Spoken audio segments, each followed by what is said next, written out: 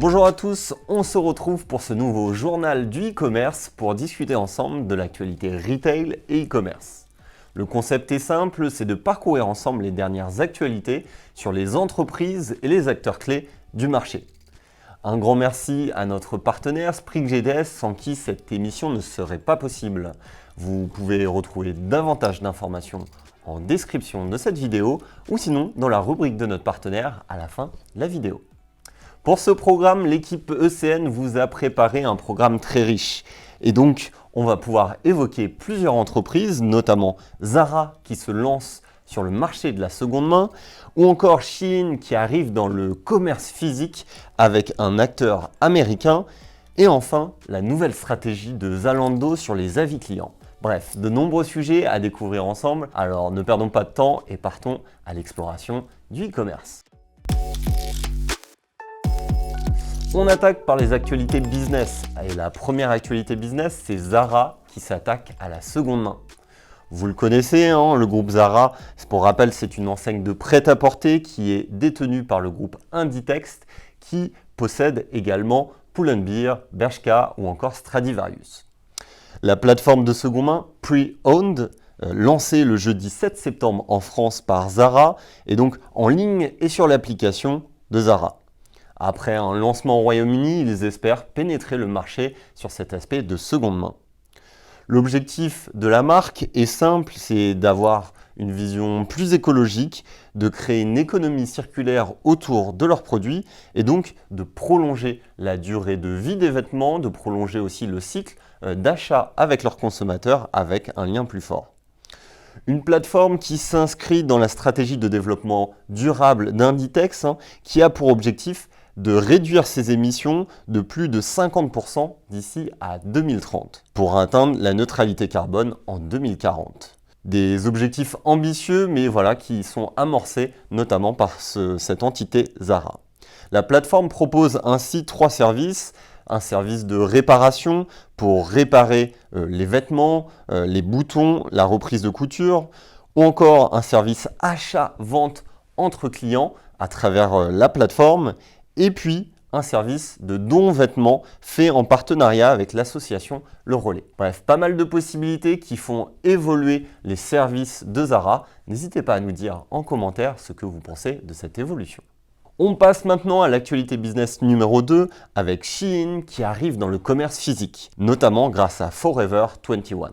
Shein, pour rappel, il s'agit d'une marque issue de Singapour, de vente en ligne d'ultra fast fashion, très controversée dernièrement, notamment avec une pétition sur cette marque. Cela représente 150 millions d'utilisateurs en ligne et 30 000 employés. Et donc Shein a décidé de s'associer à une autre structure, une structure américaine, Forever 21, qui est une marque issue des États-Unis de prêt-à-porter en ligne et en physique du groupe Spark Group.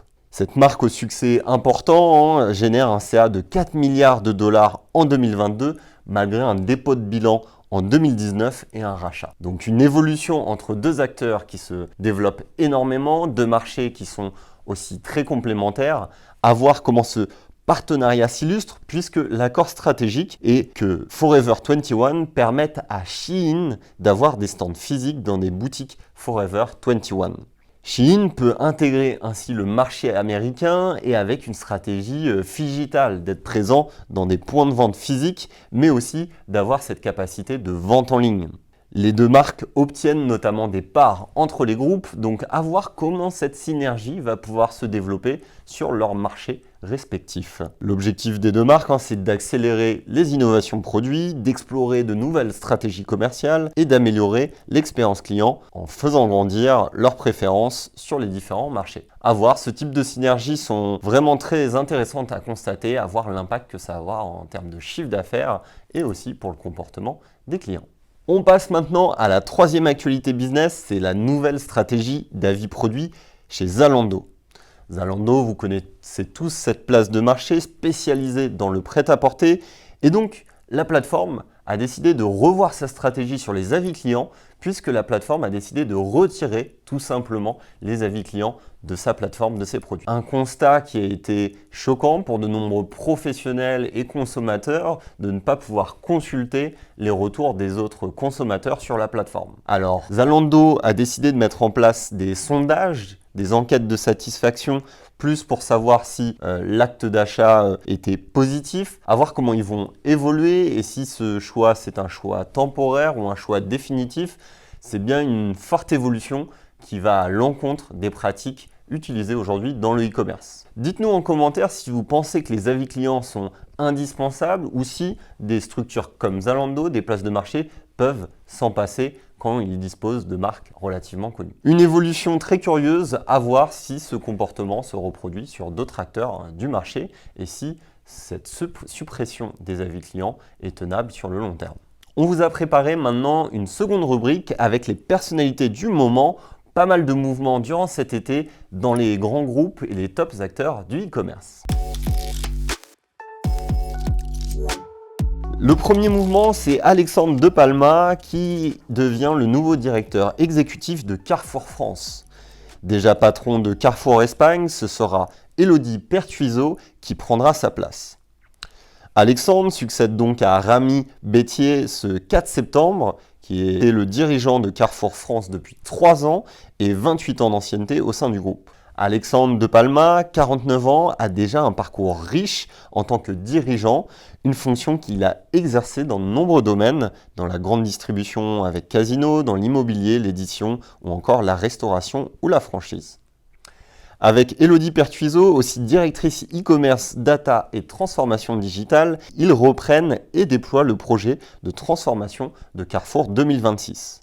Un projet ambitieux puisque dans le cadre de ce plan Carrefour 2026, le groupe s'est fixé pour objectif que les produits à base de protéines végétales représentent 500 millions d'euros de ses ventes en Europe d'ici 2026, soit une augmentation de 65% par rapport à 2022. Une forte évolution sur le marché de l'alimentaire qui est donc portée par cet aspect végétal des protéines végétales. Des ambitions fortes en phase avec la société. On souhaite tout le positif à Alexandre et à Élodie dans leur prise de fonction. Deuxième mouvement, c'est Zalando qui recrute Pascal Brun comme vice-président de la durabilité et de la diversité et de l'inclusion. Ingénieur en textile et diplômé de chimie, il a travaillé chez H&M durant 16 ans dans différents départements de la marque et 6 ans chez Camaïeu en tant que responsable des approvisionnements et développement. Il rejoint Zalando qui souhaite réunir plusieurs experts en durabilité pour atteindre ses objectifs de transformation plus durable, inclusif et équitable de l'entreprise. Une évolution qui est un signal fort et donc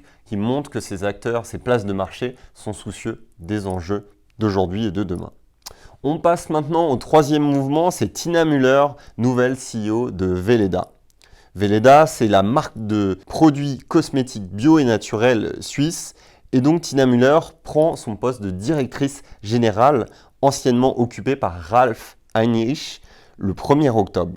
La nouvelle directrice possède déjà de l'expérience dans le domaine de la beauté et du cosmétique, puisqu'elle a occupé le poste de PDG de Douglas, maison mère de Nocibé, de 2017 à 2022.